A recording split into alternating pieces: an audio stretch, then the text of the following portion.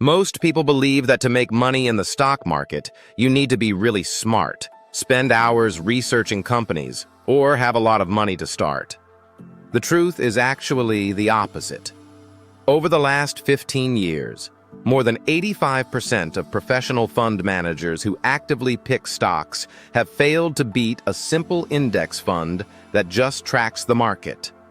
They get paid millions of dollars, have teams of analysts, and still lose to a fund that does almost nothing. So, if the professionals are struggling, what chance does a normal person have? That's exactly why millions of regular people around the world are quietly building serious wealth using something very simple called an index fund.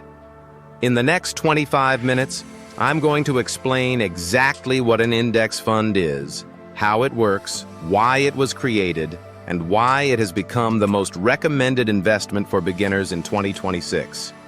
By the end of this video, you'll understand why so many people are choosing this approach over trying to pick individual stocks.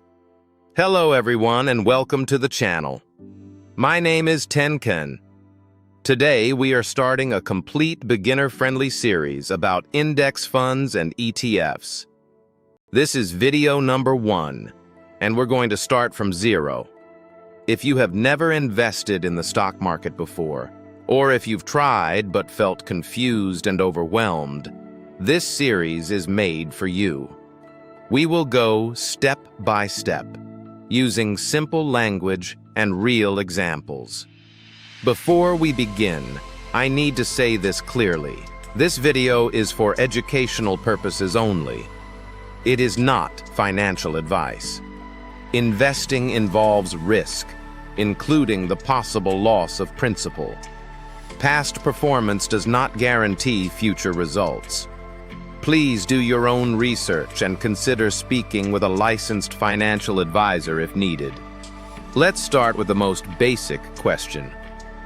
What exactly is an index fund? Imagine you want to invest in the stock market, but you don't know which companies will do well in the future. You don't want to spend time researching hundreds of different businesses. You also don't want to put all your money into just one or two companies because that feels too risky. An index fund solves this problem in a very elegant way.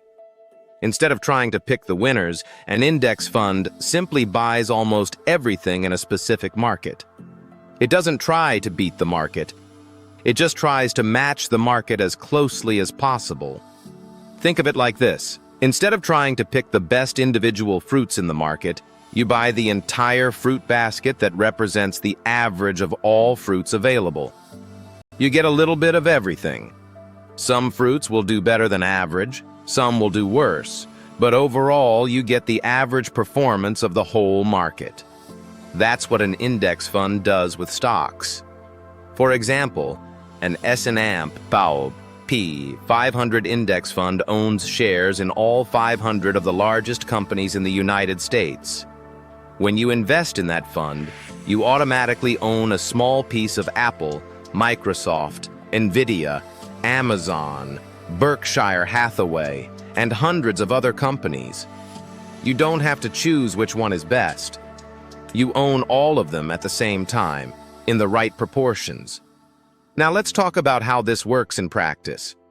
An index fund is a type of mutual fund or ETF that is designed to track the performance of a specific market index.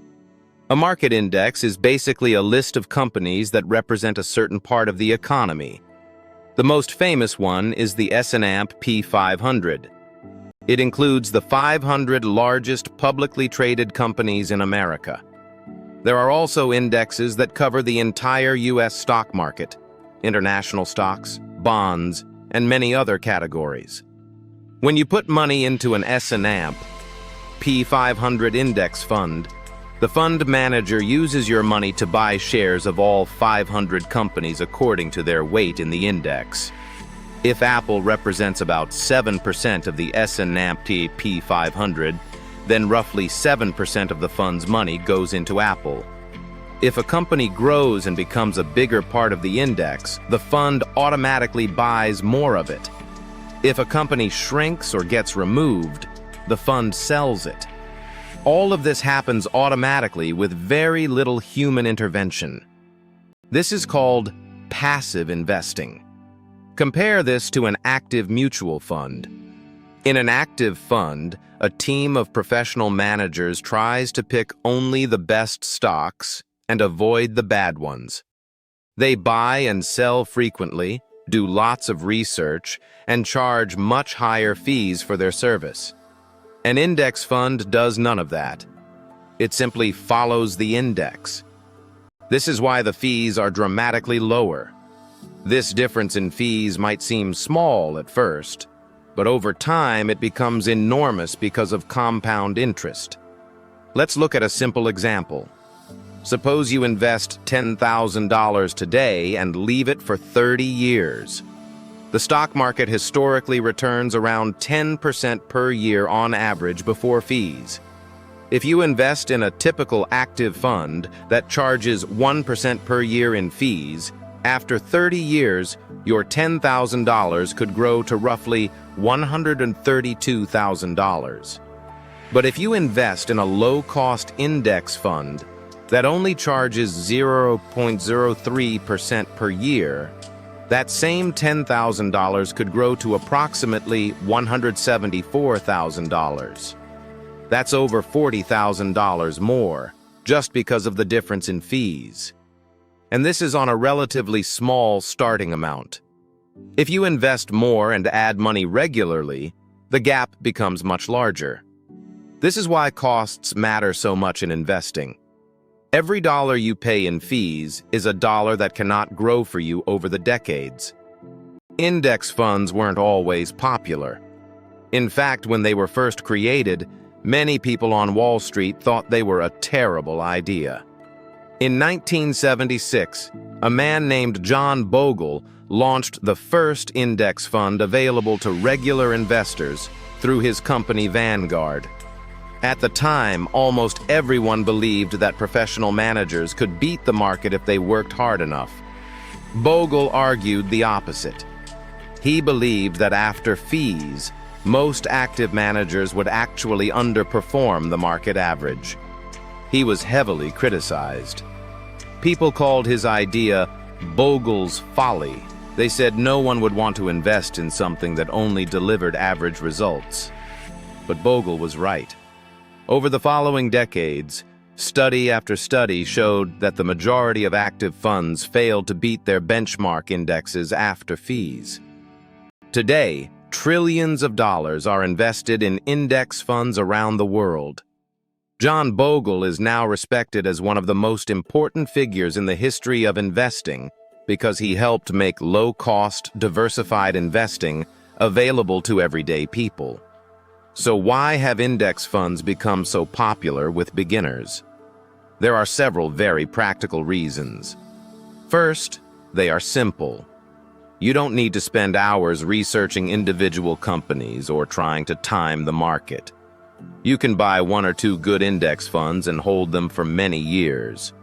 Second, they give you instant diversification.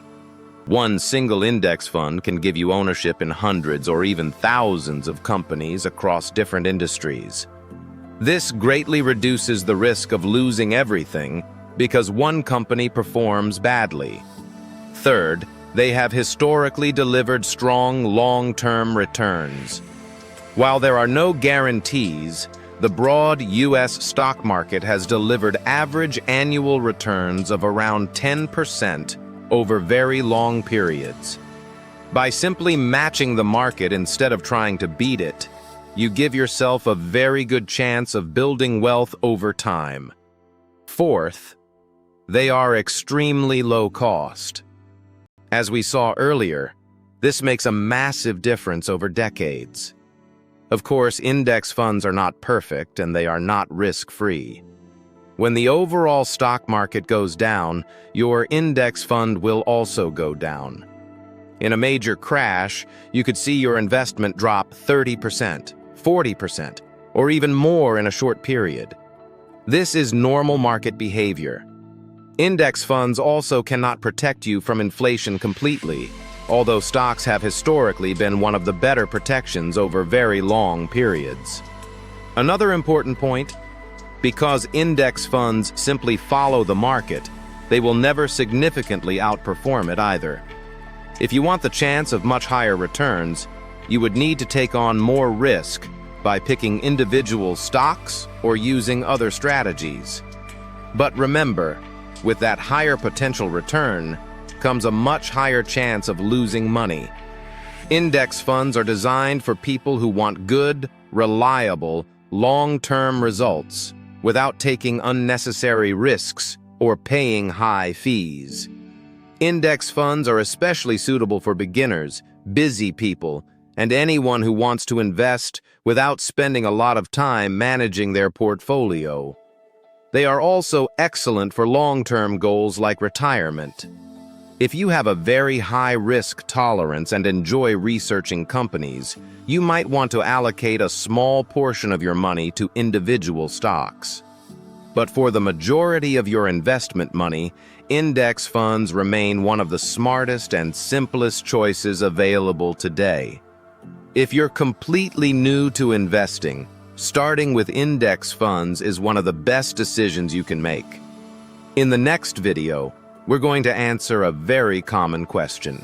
What is an ETF, and how is it different from a regular index fund? The difference is important to understand. If this video helped you understand index funds better, please give it a like and subscribe to the channel so you don't miss the rest of the series. Leave a comment below and tell me, are you completely new to investing, or have you already started? I read every comment. Thank you so much for watching. I'll see you in the next video.